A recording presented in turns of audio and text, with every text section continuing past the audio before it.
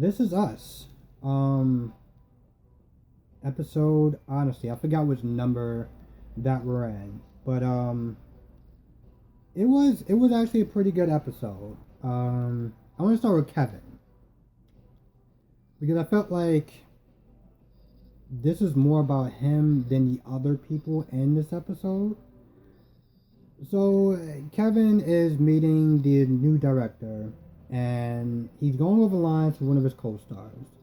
And every time they do their scene, well, first of all, I'm not gonna lie, this guy came across as a dick. I'm just gonna be straight up honest. Like when they were talking, and this guy got in the room, he didn't even acknowledge Kevin. Okay, he was sitting there talking to his co-star, and just talking to his co-star, didn't acknowledge him, didn't shake his hand or anything like that, just like whatever. And Kevin said something, and the director just decided to correct him for no reason, and I was just like, all right, that just put me off right then and there. Um, so then they start their lines or whatever, and they go over scene, and then the director stops him, and then they start again, and he stops him, and he's like, you keep cutting me off, and like, could you tell me like what am I doing? And like, you keep cutting me off, and the guy's like, well, I wish I wouldn't have to. I'm like, all right, you know what? Seriously, for most people, they probably would have just been like, you know what? I'm good. Thank you for your time. Bye. You know, it's a certain level of disrespect that I felt was coming from the director. And when he, like, I guess Kevin went outside or whatever, and he was waiting for the director to come outside, and he was like, you kept cut. He met him. He was like, well, the first thing was he asked a question about like, what do I call you? And the director was like, well, you waited out here all the way this time, just sit there and ask me what to call me. I'm like, right then and there, I'm like, okay, I'm really not liking this guy.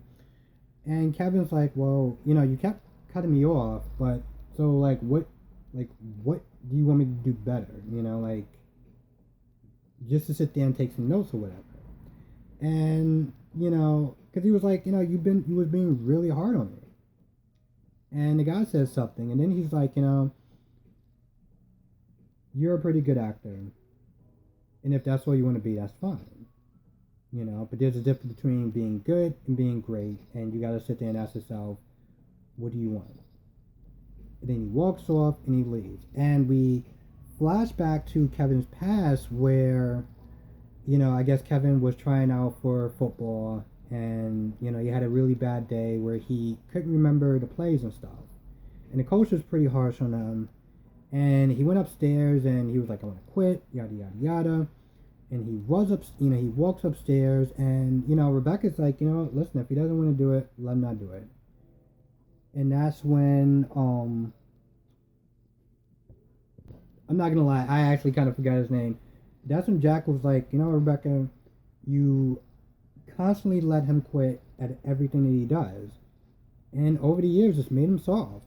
Now, what Kevin heard that, Kevin went to Randall. Now, earlier, Kevin and Randall was having, their usual back and forth argument because Randall was studying for a test, and there were certain ways that it was a certain method that he uses to study for tests. And when Kevin heard that, Kevin went to Randall and was like, listen, I need your help. Studying for, like trying to remember, how to do these plays. And then he does that, he's studying with him and stuff. And Rebecca's about to go upstairs, and it's just about to sit there and tell, Kevin, oh, you don't have to sit there and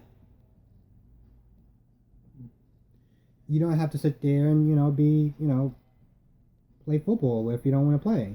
And he sees Kevin, studying Randall and high-fiving him and, just really putting in the work. And later on throughout the episode, the memory trick that Kevin learned when he was younger by Randall is the same thing that he's doing now. So I thought that was actually pretty interesting, with the director. Because, I mean, he did it in a very dickish way. I'm not getting over that. But I guess what the director was trying to do was to have Kevin push himself, you know, push himself to be better than what he is. And at the end, he sends him a gift basket or whatever, and it's just like, Kevin smiled, but it was one of those things where it was like, attaboy or good boy or whatever, and I was just like, this guy's such a dick. But when he was talking to Kate, he was like, he was talking about the bad day that he had, but he was like, you know what, listen, I want to kind of push myself so that way I can win an Oscar, and for his mom while she can remember it. Now, Kate is having her own issues. And I don't really understand what sparked it, but she was at the sonogram with, I guess, the potential person that they're gonna be adopting to. That's gonna be adopting to them, and Toby is like on Skype or whatever, and they they gave the baby a name, and when Kate looked at the mother, like the mother looked like she was uncomfortable. She looked like something was wrong. When they got outside,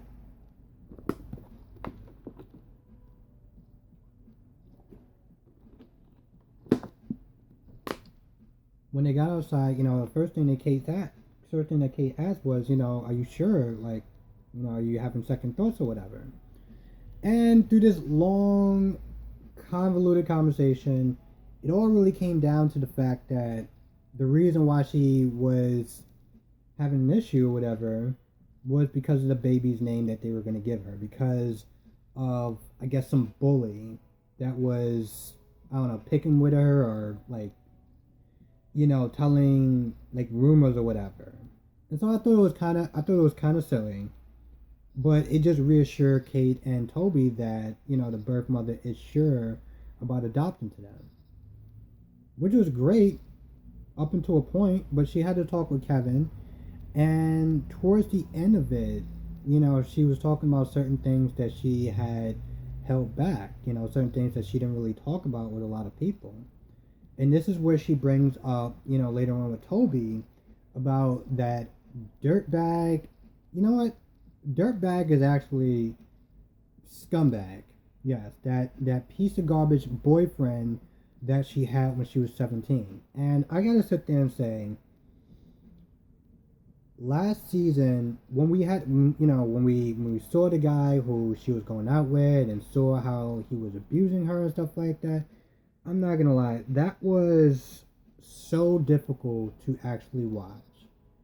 It was so hard to actually sit there and watch. And she brings him up again in a way where apparently after they broke up or whatever, and you thought that was the end of it. You all thought that was the end of it. She took a home pregnancy test. Came up positive. And when it comes back on, which is January 5th, Jesus Christ, that's a long time. And I really don't understand the break, but I'll get to that towards the end. Anyway, yeah, it came out positive. And in the next scene, we're going to be seeing more of her and her dirtbag boyfriend. And I'm not going to lie, it pisses me off so much because she was so vulnerable at that age with her dad and just everything. And all this guy really did was take advantage of this girl. And it's so fucking hard to sit there and watch. But unfortunately, we're going to have to sit there and watch that. And the last thing is Randall. So, Randall's daughter, Randall's adopted daughter, boyfriend that I cannot pronounce his name, or don't really know how to pronounce his name right. He was shadowing him throughout the day. And, throughout the day, he's having a conversation with his assistant, and, what's her name? Deja's boyfriend is, falling asleep a little bit, and the assistant is not there talking about. Apparently, he has these live streams that he does, and the assistant can't do it because of some other commitment. So Randall asks Malik, I think that's his name, Malik. Oh, God, I cannot remember this guy's name. He asks him, could you, do a live stream? Just all you have to do is when I turn when I sit there and say the line to turn it off, you turn it off. Now he was also talking about how he has to, how after that he wants to sit there and go out to do a run, and he starts the live stream, and Randall's talking or whatever about the day, and when Randall said the line that he says to close out the live stream, he thought that Deja's boyfriend turned it off. Deja's boyfriend was on the phone with, I guess, his mom because there was some issue that was going on with his daughter. And, because Randall thought that the live stream was off, he decided to change into his, his workout clothes. This guy pretty much got practically naked. And he was dancing around, just dancing around. And so Deja, because Deja usually watches it every day or whatever, she's watching it and she's like, oh, so she tells Beth, and they both sit there and try to call Randall, which he's not answering, and they finally get in touch with Malik, or Mikhail, whatever his name is. I'm gonna butcher his name throughout this review. I'm sorry. They get in touch with him, and he's like, oh shit. So he turns off the live stream, and then they have a talk. And, Randall was pretty disappointed because Malik, first of all, he showed up late. And then he is sleeping throughout their meeting. And the one thing that he asked him to do, he didn't even do that. And then that's when Deja's boyfriend, tells about, the reason why he was having such a bad day, and it had a lot to do with the fact that he had to sit there and take care of his daughter. He had to wake up extra early. He didn't get enough sleep. And, I guess what he said must have really, touched him or whatever, because he asked him for an internship, because he wanted to sit there and have a really great life for him and his daughter. And, he had a plan and a vision of what he wanted to do as far as, go to college, graduate, open up a restaurant, all that stuff. And, I guess Randall saw a bit of himself, in Deja's boyfriend. And so he was like, you know what? Yeah. So he gave him the internship. And even though Deja was not happy because, she didn't want, his boyfriend to be sitting there telling all sorts of secrets and stuff like that about Deja, she thanked him anyway. Now, during this live stream, he's sitting there talking, and a lot of people are listening, and one of the people that's sitting there listening is that Vietnamese family. I think they're Vietnamese. I'm not too sure, but I think they're Vietnamese. The point is, it's the dad or the granddad, and he's sitting there telling the story, and then he looked, he's watching it, but then he's looking at the picture, and the picture is a picture of this black woman and this white man, and apparently it really does mean something. And whatever this story is taking place, this is taking place in the present. This isn't one of those stories that's like taking place in the past. So I'm assuming at some point this is all going to make sense. I'm really hoping this is going to make sense. Well, yeah, with that being said, yeah, that's pretty much the review. Let me know what you think of this episode. Did you like it? Did you not like it? Wow. January 5th.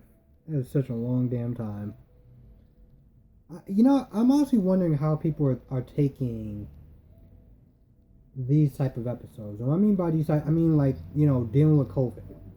You know, I remember there was another show that came on, and this was when I was watching NBC, and somebody was talking about another show that came on, and I was reading the comments at the bottom, and it was like, oh, I'm so glad the show's not dealing with COVID, and I find it so weird. I mean, for me, it makes sense because that is the reality.